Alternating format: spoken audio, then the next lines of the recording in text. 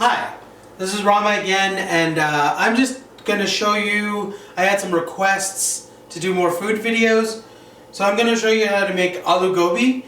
This tends to be what I've been bringing a lot to potlucks and things like that when I get invited.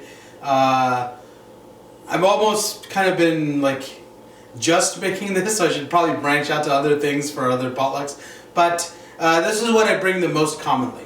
It's aloo gobi. Aloo means potato in Hindi, and gobi means cauliflower. So that's really what this dish is. So we're gonna turn the heat on here. You can get up to like high heat, and then we want the pan to get hot. So the pan needs to get hot, and then we can get started.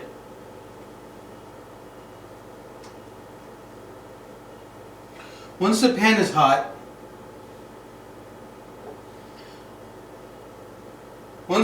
hot, we can add oil. I'm using sesame oil. Feel free to use whatever cooking oil you feel like using. I'm using sesame oil here, but feel free to use, like I said, whichever one you're most comfortable with. Feel free to use that.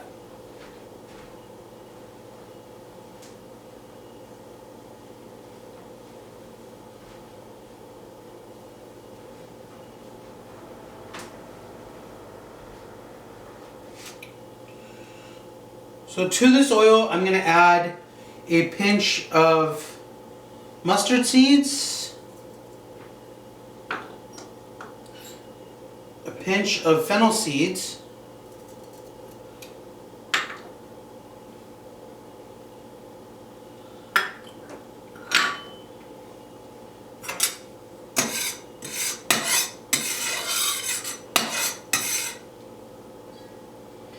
hot peppers. I used chili peppers, a Serrano pepper. If you don't want it as spicy, you can always omit this. In my previous times I've made it, I haven't made it as spicy, but today I am making it a little bit spicier. So if you want to do it with, want to make it less spicy, you can omit this. But right now I'm making it a little bit spicier, so I'm going to add this.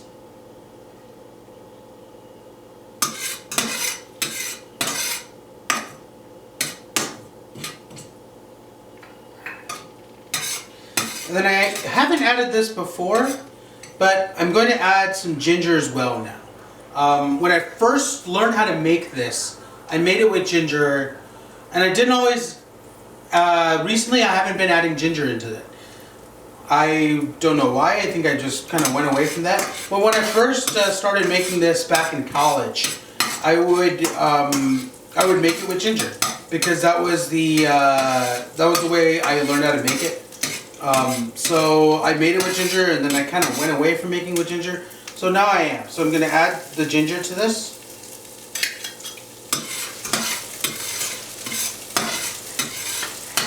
And then we'll let that fry up a little bit in the oil.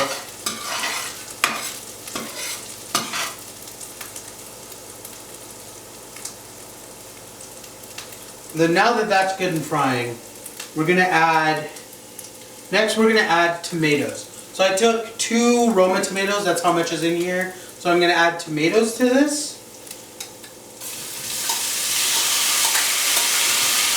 So add the tomatoes, add a pinch of salt, 2 pinches of salt, just to get some of that water out of that tomato, draw some of that liquid out. So please go ahead and do that.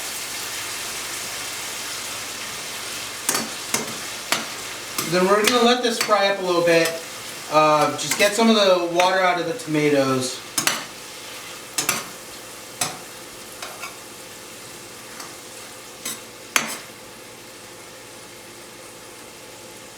So as that's going, I cut all my vegetables and prepped them before this, because I just didn't want to, like, I'm pretty sure you guys would not want to like spend all the video just watching me cut vegetables.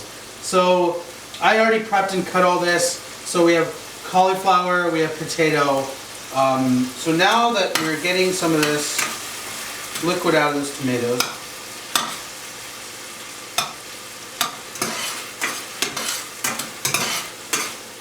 now you add your potatoes. So what I've done before is sometimes pre-cook or kind of parboil the potatoes and then add them in. This time I didn't do that. So I'm going to add my potatoes and I'm going to make sure they're nicely coated in the tomatoes and the oil and the spices that I fried up in the beginning. And then I'm going to let them cook a little bit before adding the cauliflower, since potatoes do tend to like cook a little bit slower than cauliflower does. So I'll probably let this go for about 5 minutes. Let this cook down a little bit. Once the potatoes are starting to like get almost to the point where they're cooked through, not almost to the point where they're cooked through. You kind of want the outside to have started cooking a little bit, and then we're going to add the cauliflower. Just because there is a timing difference between how long it takes to cook for the potatoes to cook versus how long it takes for the cauliflower to cook. So we're going to do that. So we'll do that, and then we'll add the cauliflower. Alright, so now that we have the potatoes are starting to like get a little bit of color on the outside of them, we can add the cauliflower now. So I used half a head of cauliflower. If you have a small head of cauliflower, you can add the whole thing. If you have a larger head of cauliflower, you can use half of it or all of it if you want. Just make sure to adjust the rest of it accordingly. You probably have to use more tomatoes. I had a pretty large potato, so I ended up just using half of it. But a normal medium-sized potato to about half a head of like a standard-sized head of cauliflower. But if you have a smaller cauliflower, you can use the whole thing. If you have a larger cauliflower, you can use half. So we're going to do this.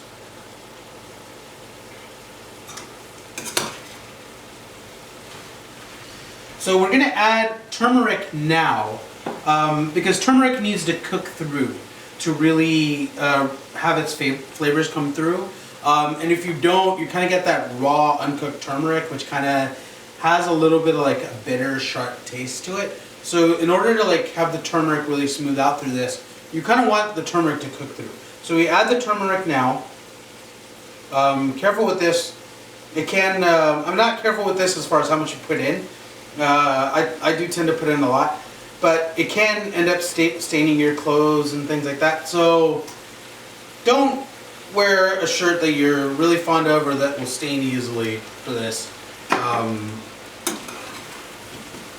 if you do, be okay with it staining. So that's the turmeric. We put that in now.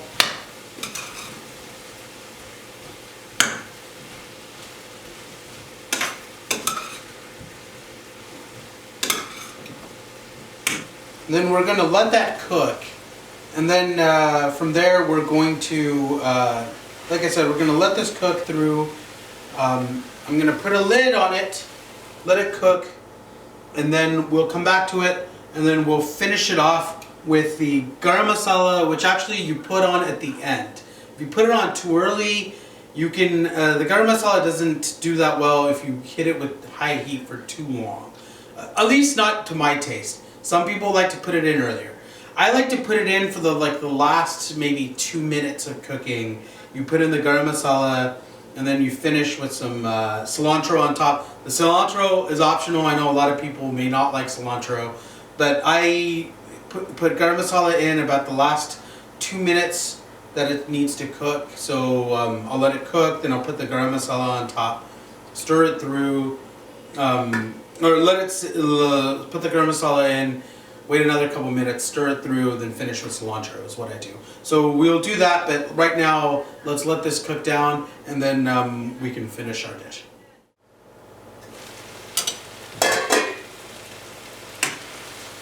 Alright, now that we do have it cooked down, you can tell by taking out one of the pieces of the potatoes and seeing if that's cooked. We're taking out a piece of the cauliflower. So now it's about like, we can finish at this point. So we take some of the garam masala, and this is actually just an old honey bottle that I keep my garam masala in. You know, why not reuse some of the containers we have? right? So we're going to take a little bit of this, just sprinkle just a little bit. It can go a long way. And then we make sure the heat, I like to drop the heat a little bit here. If it looks like it's getting a little too dry, you can add a little bit of water at this stage, just a sprinkle of water, just to kind of like keep it from getting too dry, which it looks like it is getting a little dry for me. So I'm going to add a little bit of water here.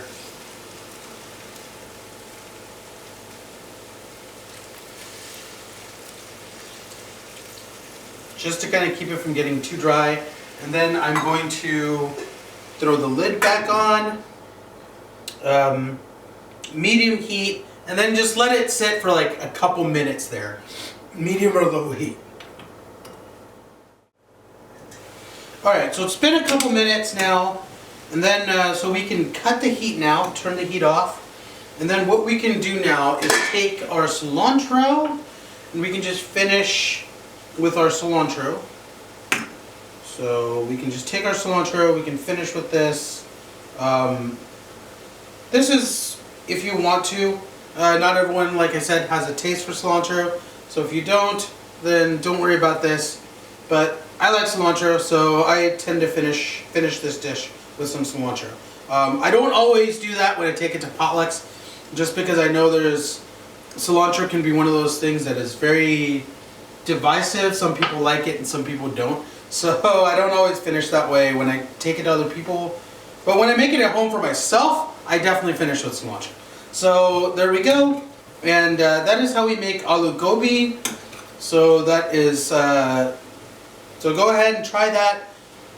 If you have any variations or your own methods of doing this, let me know. Like I said, I'm not a trained chef. I just go with what dishes I've tried and how I work them. So if you have a different method that works, some other recipe you want to try, some other variations you want to try, please go ahead and do those. And let me know about when you do them. That would be great to like find out about some of the other ways that you guys are trying these. And I would love to see what kind of variations you come up with. Bon appetit, and time for lunch.